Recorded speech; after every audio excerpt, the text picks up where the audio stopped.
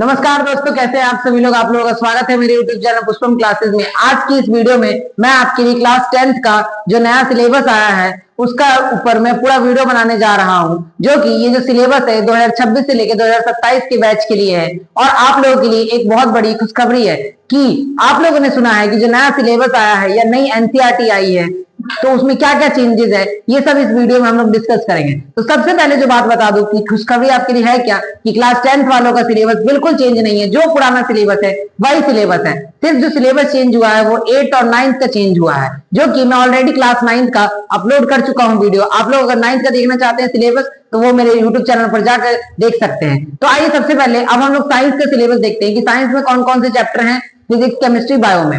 सबसे पहले हम केमिस्ट्री की बात करते हैं। केमिस्ट्री में जो आपका सबसे पहला जो चैप्टर है वो केमिकल रिएक्शन एंड इक्वेशन है। इस चैप्टर को हम लोग एकदम डीप में एक्सप्लेनेशन के साथ ऑलरेडी डिस्कस कर चुके हैं मेरे चैनल पे, इसका वीडियो भी आप वहां जाकर देख सकते हैं। दूसरा जो चैप्टर है एसिड, बेस एंड सॉल्ट, ये आप लोग आगे पढ़ते चलेंगे हम लोग, ठीक है। तीसरा जो चैप्टर है मेटल और नॉन मेटल। चौथा जो चैप्टर है कार्बन एंड इट्स कंपाउंड। ये जो चैप्टर थे चार, ये केमिस्ट्री के चैप्टर थे। देखो हमारी पुरानी वाली जो बुक थी उसमें लगभग 14 या 15 चैप्टर थे, लेकिन इसमें जो है टोटल 13 चैप्टर्स हैं, ठीक है। कुछ चैप्टर्स, एक दो चैप्टर जो है वो काट दिए गए हैं सीबीएसई के तौर से। अब देखो क्या है बायोलॉजी। बायोलॉजी में आपका लाइफ प्रोसेस वाला चैप्टर पहले भी था, अभी भी है। कंट्रोल एंड कोऑर्डिनेशन वाला चैप्टर भी है, रिप्रोडक्शन चैप्टर भी है। यहाँ पे चेंजेस क्या था, देखो पहले 9th में रिप्रोडक्शन वाला चैप्टर नहीं था, लेकिन हमने कल देखा था कि 9th में भी रिप्रोडक्शन का चैप्टर डाल दिया गया है कि बच्चों को इसके बारे में जानकारी दी जाए। अब देखो हेरिडिटी एंड इवोल्यूशन वाला चैप्टर भी था, आवर एनवायरमेंट वाला चैप्टर भी है। अब फिजिक्स की बात करते हैं, तो फिजिक्स की जब बात करते हैं लाइट रिफ्लेक्शन एंड रिफ्रैक्शन, ये वाला चैप्टर हमारा पहले भी था। अब देखो human I and the colourful world, इसमें हम लोग ह्यूमन के आई के बारे में पढ़ेंगे, उसका डायग्राम देखेंगे कैसे काम करता है। उसके बाद फिर हम लोग उसमें और डीपली पढ़ेंगे। जो तीसरा चैप्टर है फिजिक्स का वो है इलेक्ट्रिसिटी। विद्युत क्या है, विद्युत के बारे में पढ़ेंगे, कैसे उत्पन्न होता है, कैसे कार्य करता है। उसके बाद आपका magnetic effect of electric current. Electric जो करंट होता है उसका मैग्नेटिक इफेक्ट क्या होता है, या मैग्नेट के साथ जब वो कनेक्शन में आता है तो क्या इफेक्ट करता है, ये सब चीजें हमें पढ़ना है। तो हमने देख लिया कि केमिस्ट्री, बायोलॉजी और फिजिक्स टोटल मिला के 13 चैप्टर्स है, जो कि आपके सीबीएसई ने क्लास 10th में जो साइंस की बुक है उसमें रखा है। आपकी तीनों बुक्स जो होंगी वो अलग अलग नहीं होंगी, एक ही बुक में होंगी और पुरानी वाली बुक्स ही रहेगी, जो कि ये वाली बुक्स है आपकी, ठीक। ये वाली जो साइंस की बुक है यही बुक रहेगी, सेम चीज, सेम सिलेबस। बस जिसकी पुरानी बुक होगी उसमें 2 चैप्टर एक्स्ट्रा होंगे, और जिनकी नई बुक्स जो खरीदेंगे इस साल उनके में 13 चैप्टर्स होंगे, ठीक है। अब देखो अब जो हम लोग देखने जा रहे हैं वो हम लोग मैथ का देखेंगे। तो देखो अभी तो हमने देख लिया साइंस का सिलेबस कि साइंस में कौन कौन से चैप्टर थे। अब जो हम देखेंगे वो मैथ का देखेंगे। तो मैथ की जब बात करते हैं तो सेम एज इट इज, जैसे मैंने बताया कि कोई सिलेबस चेंजेस नहीं, जितने चैप्टर पहले भी थे उतने भी चैप्टर, बस एक चैप्टर 2 चैप्टर हट गया हर बुक से। तो सबसे पहला चैप्टर आपका रियल नंबर्स था, वो चैप्टर है already. Polynomial second chapter. Third जो चैप्टर था pair of linear equation in 2 variables, ये भी ऑलरेडी आपके पास है। क्वाड्रेटिक इक्वेशन, ये चैप्टर भी है आपका। अर्थमेटिक प्रोग्रेशन, ठीक है। ट्रायंगल वाला चैप्टर जो है बहुत इंपॉर्टेंट चैप्टर है, बहुत आसान चैप्टर भी है। और जो हार्ड भी बोलूं तो बहुत हार्ड चैप्टर है।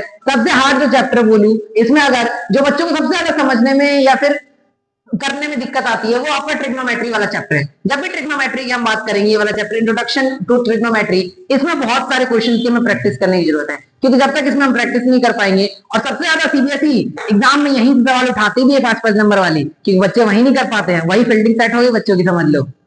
अब देखो जो आपका कोऑर्डिनेट ज्योमेट्री चैप्टर, ये भी चैप्टर है। इंट्रोडक्शन टू ट्रिग्नोमेट्री मैंने आपको बताया कि सबसे हार्ड और सबसे दिक्कत वाले चैप्टर यही है, लेकिन इसको भी हम लोग बहुत आसान तरीके से करेंगे। सम एप्लीकेशन ऑफ ट्रिग्नोमेट्री, ठीक है। सम एप्लीकेशन ऑफ ट्रिग्नोमेट्री, ये चैप्टर भी है, इसी से रिलेटेड चैप्टर है।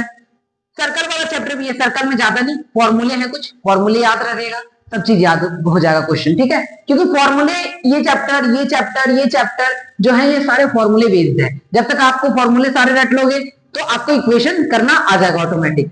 उसके बाद area related to circle, circle से रिलेटेड चैप्टर ही है आपका। फिर सरफेस एरियाज एंड वॉल्यूम, ठीक है। इसमें हम लोग एरिया के बारे में पढ़ेंगे, वॉल्यूम पढ़ेंगे, ठीक है। स्टैटिस्टिक्स, ये बहुत ही आसान चैप्टर है, इसमें कुछ नहीं, आपको ग्राफ ज्यादा से ज्यादा रिप्रेजेंट करना है, ठीक, डाटा निकालना है, ये सब चीजें करनी है। प्रोबेबिलिटी भी आपका चैप्टर है। तो लगभग पुरानी वाली बुक में भी 14 चैप्टर थे, इसमें भी 14 चैप्टर है। कोई चेंजेस नहीं हुआ है मैथ में, जैसा मैथ था वैसा ही है। लेकिन इस बार क्या हो सकता है कि ज्यादा से ज्यादा सीबीएसई पेपर को टफ बनाए, क्योंकि बच्चों का बेस जो है वो मजबूत करना चाहती है सीबीएसई। क्योंकि जो बच्चे हैं वो अधिकतर पढ़ने में टाइम ही नहीं दे रहे, ज्यादातर फोन पे। आजकल तो खास करके जो सोशल मीडिया है जैसे इंस्टाग्राम हो गया, मैं बच्चों को ऐसा नहीं कह रहा कि मत चलाओ, चलाओ एक लिमिट में चलाओ, चाहे 1 घंटा चलाओ, चाहे 2 घंटे चलाओ, उससे ज्यादा मत चलो। 10th के बच्चे को मैं ये नहीं कह रहा कि 24 घंटे पढ़ते रहो। कुछ बच्चे होते हैं दिन भर किताब खोल के लाइब्रेरी में बैठे बैठे पढ़ रहे हैं, नहीं। आप दिन में अगर 2 घंटा ईमानदारी से पढ़ रहे हो ना, तो आपको 10th पूरी पास है, क्या फर्स्ट रैंक भी ला सकते हो। अगर 2 घंटा ईमानदारी से पढ़ रहे हो तो सिर्फ 2 घंटे की बात कर रहा हूं मैं। 24 घंटा में क्या 2 घंटा आप नहीं दे सकते पढ़ाई के लिए। देखो अब ये हो गया हमारा, हमने मैथ और साइंस का देख लिया। अब हम लोग जो देखने जा रहे हैं एसएसटी का देखेंगे। जैसा कि आप लोग जानते हो कि एसएसटी में 4 बुक्स हैं, चारों बुक्स का हम सिलेबस। देखो बच्चों, अभी तक हमने क्लास 10th का साइंस और मैथ का सिलेबस देख लिया। अब जो हमारा सब्जेक्ट मेन जो बचा है वो सोशल साइंस है, ठीक है। अब इसमें हम लोग के पास 4 बुक्स होंगी, हिस्ट्री, पॉलिटिकल, इकोनॉमिक्स और ज्योग्राफी। हिंदी में बोलो तो इतिहास, राजनीतिक विज्ञान, अर्थशास्त्र और आपका भूगोल। इसमें भी टोटल हिस्ट्री में जो है 5 चैप्टर है, पॉलिटिकल में 5 चैप्टर है, इकोनॉमिक्स में भी 5 चैप्टर है और ज्योग्राफी में 7 चैप्टर है। यानी सबसे ज्यादा जहां तक मुझे दिख रहा है तो साइंस और सोशल साइंस का ही सिलेबस है। ये चैप्टर ज्यादातर 4 बुक्स में डिविडेबल है। आपने देखा ही 4 बुक्स है हमारे पास, और ज्यादा मोटी बुक्स नहीं होंगी, बहुत पतली पतली बुक्स है। देखो इतिहास की जब मैं बात करूं तो the rise of nationalism in Europe, ठीक है, यूरोप के बारे में पढ़ना होगा। नेशनलिज्म इन इंडिया, इंडिया के बारे में भी हमें पढ़ना है। उसके बाद the making of global world, world कैसे बना, ठीक है। The age of industrialization, print culture and the modern world. हमें ये भी पढ़ना है कि प्रिंट का आरंभ कैसे हुआ और मॉडर्न वर्ल्ड में उसकी क्या भूमिका है, ठीक है, कैसे उसका विकास हुआ, ये सब चीजें हमें पढ़ना है। जब पॉलिटिकल की बात करूं तो सबसे पहले तो चैप्टर है पावर थियरी, ठीक है। उसके बाद फेडरलिज्म है, जेंडर, रिलीजन एंड कास्ट है, पॉलिटिकल पार्टीज के बारे में भी पढ़ना है। ये जो पॉलिटिकल पार्टीज का जो चैप्टर है ना, ये आपका करंट से भी रिलेटेड होगा। पॉलिटिकल एकमात्र एक ऐसा सब्जेक्ट है जो कि आप लोग करंट से भी जोड़ के लिख सकते हो। जितनी भी करंट घटनाएं हैं, आपको पॉलिटिकल पार्टीज पूछा है, पॉलिटिकल पार्टीज कौन कौन से बता दो, बीजेपी, कांग्रेस, आम आदमी पार्टी, ये भी तो पार्टीज ही है। तो आप लोग करंट का एग्जांपल ज्यादा ऐड करो पॉलिटिकल में। अब देखो outcomes of democracy, democracy already आप लोग 9th में पढ़ चुके हो बाबू कि डेमोक्रेसी क्या है, लोकतंत्र क्या होता है, और उसी के बारे में और थोड़ा सा डीपली हमें पढ़ना है। अब देखो इकोनॉमिक्स, इकोनॉमिक्स का जो सबसे पहला चैप्टर है डेवलपमेंट। इसकी वीडियो मैं ऑलरेडी एकदम डिफाइन से एक्सप्लेन करके ऑलरेडी अपलोड कर चुका अपने चैनल पे। तो मेरे चैनल पे जाइए और वहां से इस वीडियो को फटाफट देख कर आइए, उसके बाद बताइएगा कि कैसा लगा आपको। दूसरा जो चैप्टर था sectors in the Indian economy, Indian economy में सेक्टर्स कौन कौन से होते हैं और इकोनॉमी क्या होता है, ये भी हम डिस्कस करेंगे, ठीक है। तीसरा जो है money and the credit, money और क्रेडिट क्या है, मनी के बारे में पढ़ेंगे, पैसा क्या होता है, कैसे उसको अर्न किया जाता है, क्रेडिट क्या होता है, क्रेडिट क्रिएशन क्या होता है, ये सब चीजें हम पढ़ेंगे। उसके बाद ग्लोबलाइजेशन, वैश्वीकरण है क्या भाई, बहुत सुना है इसके बारे में, ये भी हम लोग एकदम डीपली पढ़ेंगे। इसमें हम लोग एलपीजी तक पढ़ेंगे, मैं आपको एडवांस पढ़ाऊंगा, ठीक है। एलपीजी जो हमारे रिफॉर्म्स हुए थे उनके में पढ़ेंगे हम लोग 1991 का। उसके बाद जो आपका लास्ट चैप्टर है वो कंज्यूमर राइट्स, कंज्यूमर के क्या अधिकार होते हैं। आखिर कंज्यूमर होता क्या है, कंज्यूमर होता है उपभोक्ता। हम लोग उपभोक्ता हैं, जो भी किसी चीज का फाइनल यूज कर रहे हैं वो क्या है, कंज्यूमर।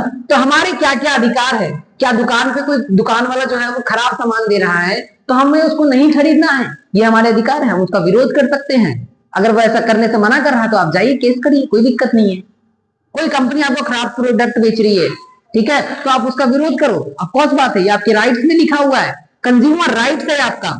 अब जब हम बात करते हैं ज्योग्राफी की, तो ज्योग्राफी की जो बात है सबसे पहले चैप्टर है रिसोर्सेज एंड डेवलपमेंट, संसाधन और विकास, ये चैप्टर हमें पढ़ना है। जो सेकंड चैप्टर है forest and wild life resources, third जो है वाटर रिसोर्सेज। देखो वाटर रिसोर्सेज जो चैप्टर है ना, ये तो बहुत ही आसान चैप्टर है। वाटर के बारे में तो सब चीजें जानते हो भाई कि वाटर हमारे आसपास में पानी गंदा है, कितना गंदा है, कितना हम लोग पानी का वेस्टेज करते हैं, कैसे उसको सेव करना है, ये तो आपसे अच्छा कोई जान ही नहीं सकता, रियल लाइफ का है। एग्रीकल्चर, खेती के बारे में कुछ बच्चे जो होंगे वो बहुत कम जानते हैं, क्योंकि आज के टाइम के जो बच्चे हैं वो अधिकतर शहरों में रहे हैं, शहरों में रहे हैं तो वो एग्रीकल्चर उतना देखे नहीं। लेकिन जो गांव वाले हैं वो तो 100% पूरा ही खेती करते होंगे, या फिर एक बार देखा भी होगा खेती करते हुए, अपने दादा पापा किसी को भी तो देखा होगा आप लोगों ने गांव में खेती करते हुए, कितनी धूप में फसल को काटा जाता है। Minerals and energy resources, minerals क्या होते हैं, कैसे मिलते हैं, एनर्जी के क्या क्या रिसोर्सेज होते हैं। मैन्युफैक्चरिंग इंडस्ट्रीज, इंडस्ट्रीज क्या होती हैं, इंडस्ट्रीज में किसी सामान को कैसे बनाया जाता है, कैसे सामान को दूसरी दुकानों पर पहुंचाया जाता है, आखिर सामान बन कैसे जाता है और हमारे पास आ कैसे जाता है। एक ही बार में तो नहीं कि दुकान वाले ने बना के बेच दिया, नहीं ना, बिस्किट बन के तो कहीं और से आ रहा है, लेकिन हमें कहां से मिल रहा है? दुकान से मिल रहा है। Life lines of national economy, national economy के बारे में हमें इसमें पढ़ना पड़ेगा। अब देखो, मैं आप लोगों को बता दूं पूरा क्लियर, हमने तीनों सब्जेक्ट जो मेन थे हमारे, मैथ, साइंस और सोशल साइंस, तीनों का सिलेबस हमने देख लिया कि कौन कौन से चैप्टर हैं। मैं आप लोगों को ये भी बता देता हूं कि साइंस और सोशल साइंस तो मैं पढ़ाऊंगा, लेकिन मैथ जो है आप लोगों की, उसके लिए मैंने दूसरा टीचर रखा है, वो आपको मैथ पढ़ाएंगे। तो अगर आप लोगों को ये वीडियो अच्छी लगी, ये वीडियो आप लोगों के लिए बहुत ही यूजफुल है, अपने दोस्तों के पास भी इस वीडियो को फटाफट शेयर करो, क्योंकि बहुत सारे जो बच्चे हैं यूट्यूब पर जाके यही सवाल पूछ रहे हैं कि नया सिलेबस, नया सिलेबस, क्या नया सिलेबस? भाई कुछ भी चेंज नहीं हुआ है, सीबीएसई ने कोई चेंजेस नहीं किया है, 10th का सिलेबस वैसा ही है। तो फालतू का टेंशन लेने की जरूरत नहीं है, एकदम अच्छे से पढ़िए। Best of luck for your exam preparation.